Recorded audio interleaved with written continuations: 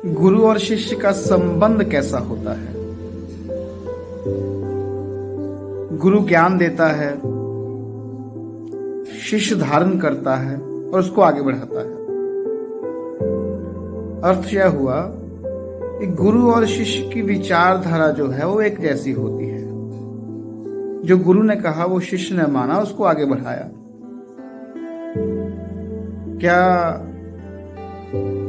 सतगुरु रविदास महाराज जी रामानंदी संप्रदाय की जो विचारधारा थी उसको आगे बढ़ाए हैं क्या? उन्होंने एक शब्द भी है उनकी वाणी में कहीं भी रामानंद का जिक्र किया है क्या? नामदेव कबीर त्रिलोचन सदना सैन तरे। त्रिलोचन जो है वो वैश्य संत थे, उन्होंने उनका जिक्र किया, लेकिन एक शब्द भी है कहीं भी रामानंद का जिक्र किया हो? वो इतने बड़े महान संत रहे हैं तो उनका जिक्र क्यों नहीं किया महाराज जी ने? और वो भी उनकी संप्रदाय को अगर आगे बढ़ाए हैं महाराज जी तो जिक्र पहले करना चाहिए था, लेकिन एक भी शब्द भी कहीं भी उन्होंने इसका कोई जिक्र नहीं किया। रामानंद एक वैष्णव संत थे।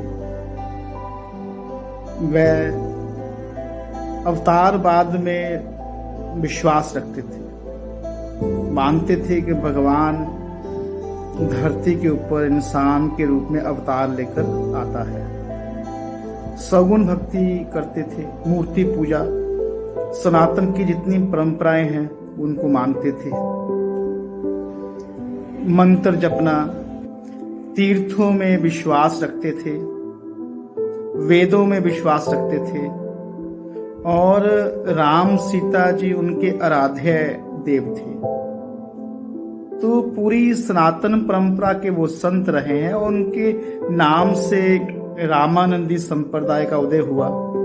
आज भी भारत में बहुत सी जगहों पे इनके बड़े बड़े मठ हैं और इनका प्रचार प्रसार अपने तरीके से चलता है। क्या सतगुरु रविदास महाराज जी ने रामानंदी संप्रदाय को आगे बढ़ाया है? क्या वो उनका हिस्सा रहे हैं? उनके विचार देखते हैं, उनका मार्ग देखते हैं। सबसे पहले जो रामानंदी संप्रदाय के आज भी लोग जो है वो विष्णु को अवतार मानते हैं और सीताराम को अपना आराध्य मानते हैं, लेकिन गुरु रविदास महाराज ने तो साफ नकार दिया कि रविदास हमारो राम जी दशरथ के सुत नाही, कि मेरा राम दशरथ का बेटा राम नहीं है। मेरा राम कण कण में व्यापक वो शक्ति है, वो ऊर्जा है, वो सभी के लिए है, वो भेदभाव नहीं करता। मेरा राम ऊंच नीच की भावना नहीं रखता, वो सभी के लिए है, वो कण कण व्यापक है, वो विश्व व्यापक है। गुरु रविदास महाराज ने उस राम को माना, उनकी वाणी में ऐसा कहा गया है, उनकी विचारधारा में ऐसा दिया गया है।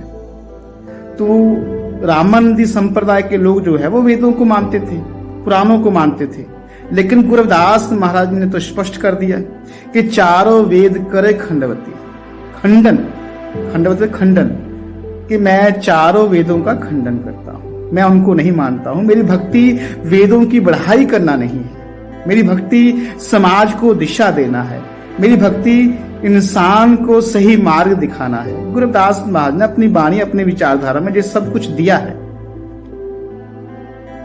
मेरी भक्ति इंसान को परम तत्व से, असली परम तत्व से जोड़ना है, ये अवतारवाद से जोड़ना मेरी भक्ति नहीं है। गुरु रविदास महाराज ने कहा कि तोड़ू न पाती पूजू न देवा, सहज समाध करूं हर सेवा, कि मैं फूल पत्ती तोड़ के देवताओं की पूजा नहीं करता, मुझे इसकी जरूरत नहीं है, कि मेरा मन सहज है, मेरा मन स्थिरता, मेरे भीतर स्थिरता है और मैं मानव सेवा को ही असली भक्ति मानता हूं। मानव सेवा को, सृष्टि की सेवा को ही मैं असली भक्ति मानता हूं। देवताओं के बारे में गुरु रविदास महाराज ने कहा कि गौतम नार उमापति स्वामी शीश धरन सहज भगगामी, कि गौतम ऋषि की नार अहिल्या के ऊपर इंद्र ने कुकर्म किया। कहा जाता है कि कहानियों में ब्रह्मा अपनी बेटी के ऊपर मोहित हो गया। तो गुरु रविदास महाराज जी कहना चाहते थे कि जो काम से, क्रोध से ऊपर नहीं उठ पाए, ऊपर नहीं उठ पाए, उनका मन जो है इनसे ऊपर नहीं उठ पाया, तो मैं उसको भगवान कैसे मान सकता हूं? मेरी नजर में वो भगवान नहीं है। तो गुरु रविदास महाराज जी ने अवतारवाद का खंडन कर दिया कि मैं किसी अवतार को, किसी वेद को नहीं मानता। तो ये तो साफ हो गया कि रामानंदी संप्रदाय अवतारवाद को मानता है, वेदों को मानता है, मंत्र जपने के लिए कहता है, पाठ पूजा के लिए कहता है, तीर्थ करने के लिए कहता है, मतलब उसके बाद में हवन कुंड के लिए कहता है। लेकिन गुरु रविदास महाराज जी ने तो ऐसा कोई संदेश नहीं दिया। रामानंद की विचारधारा से तो सतगुरु रविदास महाराज जी का कोई विचार नहीं मिलता। उनका मार्ग अलग था, उनका सिद्धांत अलग था, विचारधारा बिल्कुल अलग, उल्टी। तो कैसे कह सकते हैं कि उनका कोई संबंध भी रामानंद से रहा होगा? लेकिन आज सनातनी जितने भी प्रचारक हैं वो मंच पे बोलते हैं वो ब्राह्मण थे, शायद इसलिए बोलते हैं कि वो ब्राह्मण थे, रामानंद एक ब्राह्मण था, कि उन्होंने ब्राह्मण से ही ज्ञान लिया। वो ब्राह्मण से ज्ञान लिया, इसलिए गुरु रविदास महाराज जी महान थे। उनको तो पिछले जन्म का भी ब्राह्मण कहा गया। इसको सिद्ध करने के लिए जिनेऊ की कहानियां भी बनाई गई, बहुत सी कहानियां गढ़ी गई कि ताकि उनको किसी तरह ब्राह्मण सिद्ध किया जाए कि ये इनका जो शरीर है वो चमार का है, लेकिन इनके भीतर जो है आत्मा कहते हैं जिसको, वो ब्राह्मण की है। कहने का अर्थ ये था कि चमार कुल जो है जिसमें गुरु रविदास महाराज जी पैदा हुए और उसको भक्ति का अधिकार नहीं था, सभी अधिकारों से वंचित थी वो कौम, तो उसमें से कोई संतों में संत शिरोमणि हो गया तो इस बात की चुभन थी ब्राह्मणों को कि कैसे एक चमार हमारे सिर के ऊपर आके बैठ गया, कैसे एक चमार के 52 राजे जो है उनके ज्ञान से प्रभावित हो गए, कैसे संत आंदोलन के जो भक्ति आंदोलन था उसका सिरमौर हो गए गुरु रविदास महाराज जी। शायद इस बात की जलन थी कि कैसे कोई नया पंथ ना खड़ा हो जाए, कि सनातन को कहीं खतरा ना हो जाए। तो इसलिए गुरु रविदास महाराज जी को ब्राह्मण सिद्ध करने की कोशिश की गई कि ब्राह्मण का ज्ञान ही असली ज्ञान है, ब्राह्मण ही महान हो सकता है। आप खुद पढ़िए गुरु रविदास महाराज जी को, जानने की कोशिश कीजिए कि उनकी विचारधारा जो रामानंदी संप्रदाय की विचारधारा से बिल्कुल अलग है। उन बोले रामानंदी संप्रदाय तो मूर्ति पूजक थे, गुरु रविदास महाराज जी ने तो इन चीजों का खंडन किया है। उनका पूरा जीवन इन चीजों के विरोध में चला गया, लेकिन उनका वैष्णवीकरण किया गया कि ये वैष्णव साधु थे रामानंदी संप्रदाय जैसे, कि ताकि उनका सगुनीकरण किया जाए, कि ताकि उनको मूर्ति पूजक बनाया जाए कि हमारा भी पेट बचा रहे।